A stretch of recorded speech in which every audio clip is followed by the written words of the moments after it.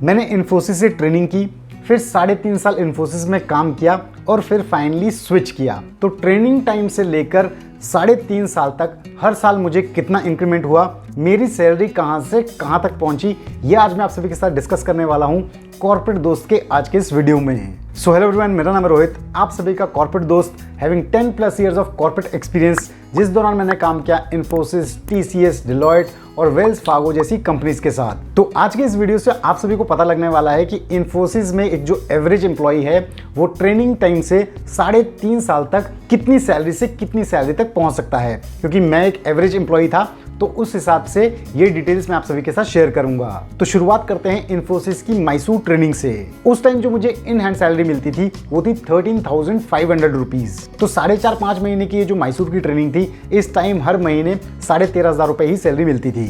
इसके बाद जब मेरी पोस्टिंग हुई इन्फोसिस चंडीगढ़ के लिए, तो नेक्स्ट मंथ जो मेरी सैलरी आई वो आई 22,000। अब पोस्टिंग के बाद इतना इंक्रीमेंट इसलिए हुआ क्योंकि अब आपकी सैलरी में से कोई भी एकोमोडेशन चार्जेस नहीं कटने होते हैं, जो कि मैसूर की ट्रेनिंग के दौरान जो आपको एकोमोडेशन मिलती है वहां पे तब कटते हैं। और एक और बात, ट्रेनिंग टाइम में आपका TPI यानी कि ट्रेनिंग परफॉर्मेंस इंसेंटिव कटता है, अब आपका वो कटना बंद हो जाता है, इसलिए आपकी सैलरी 13,500 से 22,000 रुपए मिलनी शुरू हो जाती है। ग्रॉस सैलरी इस टाइम पे आपकी 27,000 रुपए पर मंथ होती है, लेकिन इन हैंड 22 से 22,500 रुपए मिलती है। इसमें जो चीजें कटती हैं वो होता है PF, employers PF, welfare tax, gratuity, parking, ये सब चीजें हैं। अब पोस्टिंग होने के 1 साल के बाद जो आपको हाइक मिलता है वो आपको किसी रेटिंग या प्रोजेक्ट में काम करने की वजह से नहीं मिलता है, वो आपको दोबारा से मिलता है आपके ट्रेनिंग के परफॉर्मेंस के बेसिस पे।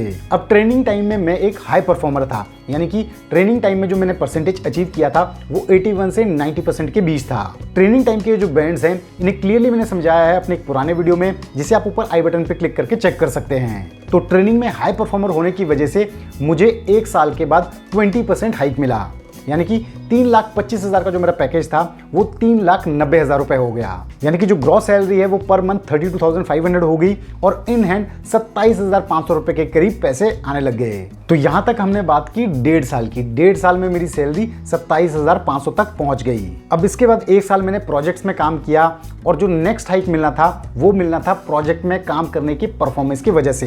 तो जो 2013 में मेरा अप्रेजल हुआ उसमें मुझे प्रोजेक्ट में काम करने की परफॉर्मेंस के बेसिस पे जो रेटिंग मिली वो मिली मेट एक्सपेक्टेशंस।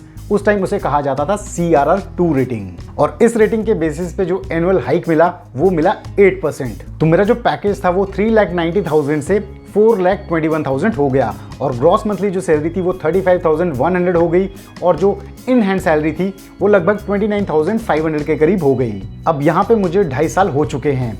मेरी पोस्टिंग के टाइम पे जो सैलरी थी वो 22,000 थी और यहाँ पे मेरी सैलरी 29,500 पहुंच चुकी है, यानी कि 7,500 का इंक्रीमेंट हो चुका है। अब अप्रैल 2013 में इस हाइक मिलने के बाद मैंने लगभग 10 महीने काम किया। उसके बाद मेरा नेक्स्ट अप्रेजल जो साइकिल है उसके डिस्कशंस हो गए। उसमें मुझे फिर से रेटिंग मिली CRR2 यानी कि मेट एक्सपेक्टेशन, यानी कि जो कि एवरेज रेटिंग होती है। अब रेटिंग तो मुझे मिल गई थी, यानी कि जो आगे हाइक होना था वो हाइक मुझे जरूर मिलना था। लेकिन इस दौरान मैंने इंटरव्यूज देना शुरू कर दिए फरवरी 2014 में और एक इंटरव्यू मैंने क्रैक कर दिया और मैंने फाइनली प्लान कर दिया कि मैं अब स्विच करूंगा। तो मैंने रेजिग्नेशन भी डाल दिया। अब रेजिग्नेशन तो डाल दिया, लेकिन इन्फोसिस में सर्व करना होता है 3 महीने का नोटिस पीरियड। तो इतना जल्दी मैं जा नहीं सकता था, तो मुझे फरवरी के बाद 3 महीने मई तक और काम करना था। अब यहाँ पे अच्छी बात ये हुई कि रेजिग्नेशन मैंने उस पॉइंट पे डाला जब मेरी अप्रेजल की मीटिंग हो चुकी थी, रेटिंग मुझे मिल गई थी।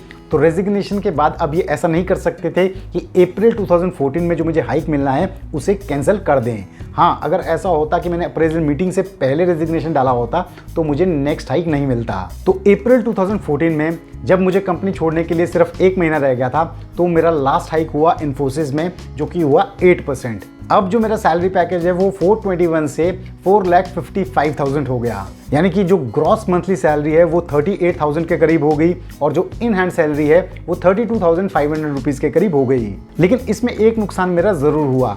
जिस नेक्स्ट कंपनी में मैं जाने वाला था वहां पे जो मुझे हाइक मिला वो मुझे इससे पहले वाले पैकेज पे मिला, यानी कि 4,21,000 पे, क्योंकि ये जो हाइक है ये मुझे अप्रैल में जाके मिला। तो इस पे अगर मुझे हाइक मिलता तो मेरा नेक्स्ट सैलरी पैकेज और ज़्यादा होता। तो कितना था मेरा नेक्स्ट पैकेज, किस कंपनी में मैं गया, इसे मैं शेयर करूंगा आप सभी के साथ किसी और वीडियो में। तो इन्फोसिस की पोस्टिंग से 3.5 साल तक जो मेरी इन हैंड सैलरी है वो 22,500 से 32,500 रुपए तक पहुंची, यानी कि 10,000 रुपए का फर्क आया 3 सालों में। और यहाँ पे मैं आपको बता दूं कि जो एवरेज एम्प्लॉइज हैं उनका हाइक इतना ही पहुंच पाता है। एक्सट्रीम सिनेरियो भी अगर हम लेते हैं कि ट्रेनिंग टाइम में कोई टॉप परफॉर्मर रहा हो और थ्रू आउट उसकी आउटस्टैंडिंग रेटिंग आई हो, तो भी 3 साल के एक्सपीरियंस के बाद इन्फोसिस में उसका पैकेज 6.5 से 7 लाख रुपए से ऊपर नहीं जाता है। तो मेरे हिसाब से अगर कोई इतना एफर्ट, इतना हार्डवर्क कर रहा है, इतनी अच्छी रेटिंग ले रहा है, तो 7 लाख रुपए 3.5 साल के एक्सपीरियंस के बाद कोई ज़्यादा अमाउंट नहीं है। इसलिए शायद मेजॉरिटी एम्प्लॉयज 3 साल के एक्सपीरियंस के बाद इन्फोसिस से स्विच करने के बारे में सोचने लग जाते हैं और ज़्यादातर लोग स्विच कर भी देते हैं, और मैंने भी शायद यही सोच के स्विच किया। तो जो लोग इन्फोसिस में एज ए फ्रेशर ज्वाइन हो रहे हैं या फिर वो लेटर जो भी रिसेंटली ज्वाइन हुए हैं, आई होप आप सभी के लिए ये वीडियो काफ़ी हेल्पफुल साबित रहा होगा। इंक्रीमेंट के पॉइंट से, रेटिंग के पॉइंट से, या फिर सैलरी कितनी बढ़ेगी एनुअली, इन सब को लेके। तो अगर आपको वीडियो पसंद आया तो इसे लाइक करें, चैनल को सब्सक्राइब करें और वीडियो को ज़्यादा से ज़्यादा शेयर करें। तो कॉर्पोरेट दोस्त पे जल्दी हम लेके आएंगे एक और ऐसा ही interesting corporate video. Till then stay tuned, stay safe and believe in you.